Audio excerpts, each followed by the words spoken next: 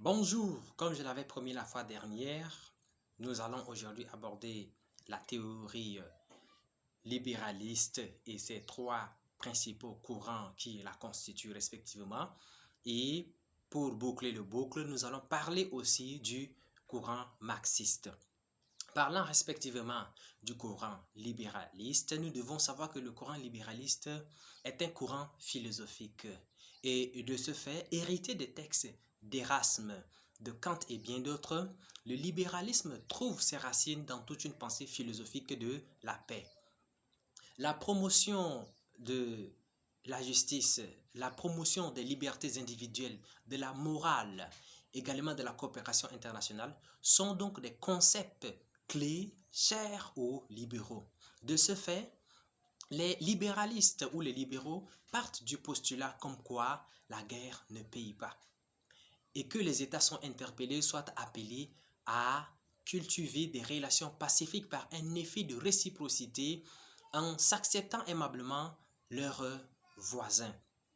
À partir du XVIIe siècle, l'accent est mis sur l'idée d'un système de droits et de devoirs communs à même d'assurer la paix permanente. On retrouve cette idée aussi chez Jérémie Bentham, mais beaucoup plus chez Kant, surtout en 1795, dans son projet perpétuel de paix. Il définit clairement les principales conditions de la paix.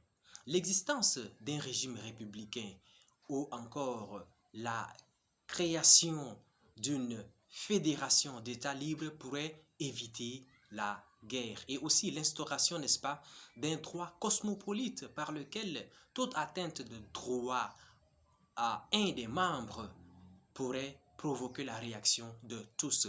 À partir du 19e siècle, nous devons savoir que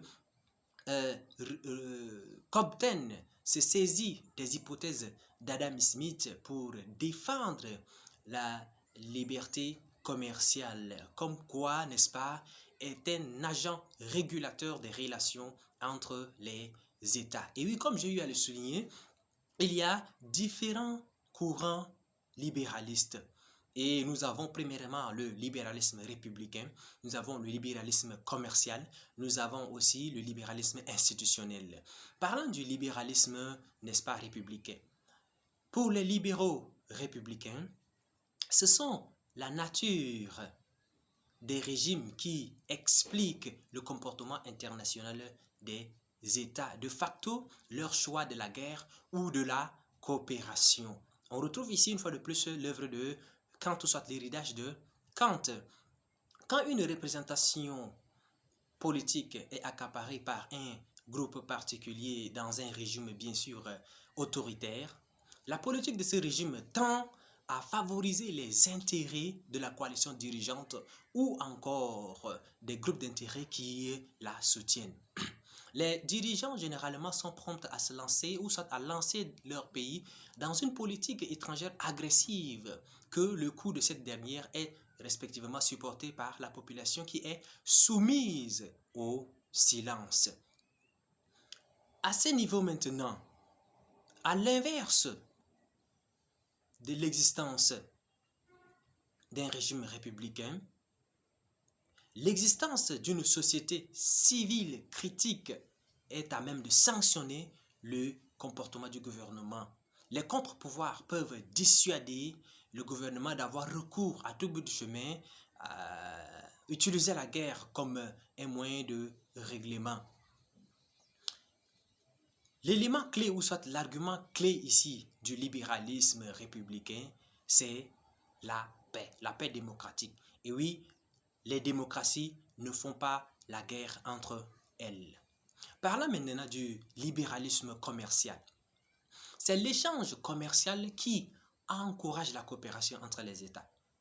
S'inspirant des travaux, soit des hypothèses de Adam Smith de la main invisible, l'existence naturelle des intérêts ou l'existence d'une harmonie naturelle des intérêts, certes poursuivant chacun leurs propres intérêts, les individus concourent à l'intérêt commun. Et c'est ce que estime le libéralisme commercial, que les États, ou soit les intérêts des États d'une part, et les intérêts des communautés internationales d'autre part, peuvent converger. Donc c'est le libre-échange qui ici encourage l'interdépendance et par la même occasion permet l'enrichissement et permet aux États de constater ou de prendre conscience que la guerre ne paye pas.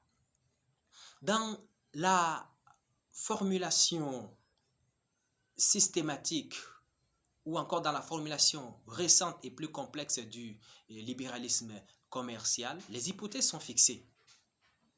Plus les liens commerciaux sont diversifiés, plus la production est spécialisée, plus l'établissement des monopoles sur certaines productions sont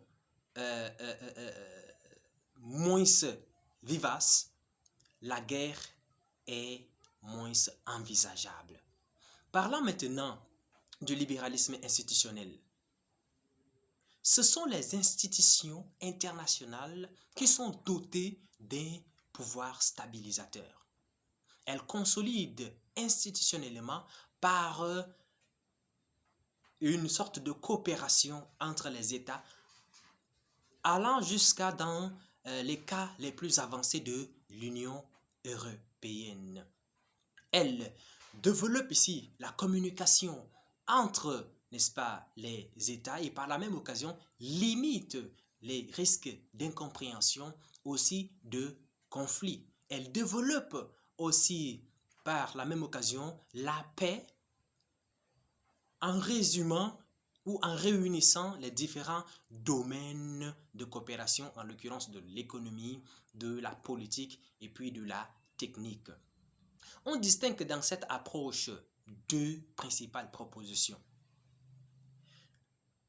Comme tout différent entre les individus, les conflits entre les États peuvent être résolus par des procédures juridiques mises en œuvre par les organisations internationales, comme par exemple l'ONU, ou encore par une sécurité collective, c'est-à-dire par opposition d'un ensemble des États contre tout agresseur qui aurait déclenché un conflit. En réalité, il existe plusieurs sortes des auteurs de l'institution libéraliste. Donc, il y a premièrement les théoriciens dits fonctionnalistes, en l'occurrence, n'est-ce pas, de David Mitrani. Il y a aussi les pluralistes John Nee et Richard Cohen, qui insistent sur la capacité des divers acteurs institutionnels à gérer, n'est-ce pas, l'interdépendance complexe. Et oui, les partisans aussi d'une sécurité, les opposants ou partisans d'une sécurité collective, en l'occurrence de Innis Claude, qui insiste sur la nécessité de doter une organisation d'un pouvoir coercitif et collectif qui peut donc être contrôlé par une minorité ou soit par un petit nombre des États. Je pense que nous avons déjà épongé le libéralisme. Nous allons revenir un tout petit peu sur le marxisme. Comme le réalisme, tout comme le libéralisme, la théorie d'inspiration marxiste a l'ambition d'une analyse globale et essaye de déterminer par une variable explicative générale des relations internationales au-delà des cas particuliers.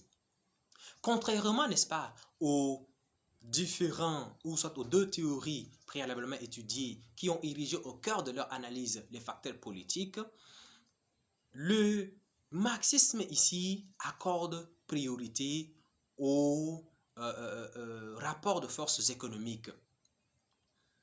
Les théoriciens marxistes ou encore néo-marxistes pensent que la politique internationale ne peut donc être appréhendée, autant pour moi, que comme un effet d'une structure économique dominante. Et oui, il faut noter que la rupture entre avec les deux théories précédentes que nous avons étudiées est profonde.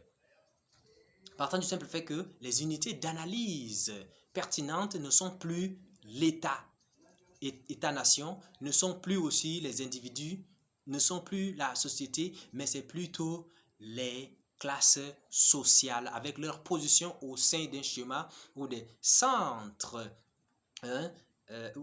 autant pour moi pertinents qui sont en tout cas ou dominent tout simplement les périphéries. Il en découle logiquement que les phénomènes internationaux auxquels se consacrent, n'est-ce pas, les marxistes sont les rapports de domination sous toutes leurs formes, c'est-à-dire hégémonie, capitalisme, l'impérialisme, la dépendance. C'est bien vrai que Karl Marx n'a certes pas mis ses hypothèses sous le signe des relations internationales, mais il a posé autant pour moi le fondement d'une étude d'un processus d'exploitation à l'échelle internationale. Et du réalisme autant pour moi du marxisme sont nées les théories suivantes. Le léninisme, il y a la théorie de dépendance, il y a également la théorie du système monde. Bien que ces différentes théories contemporaines sont fortement critiquées, mais elles gardent un fort pouvoir de séduction au sein de la communauté scientifique. Merci d'avoir suivi cette vidéo et si ça vous a plu, vous devrez tout simplement cliquer sur aimer.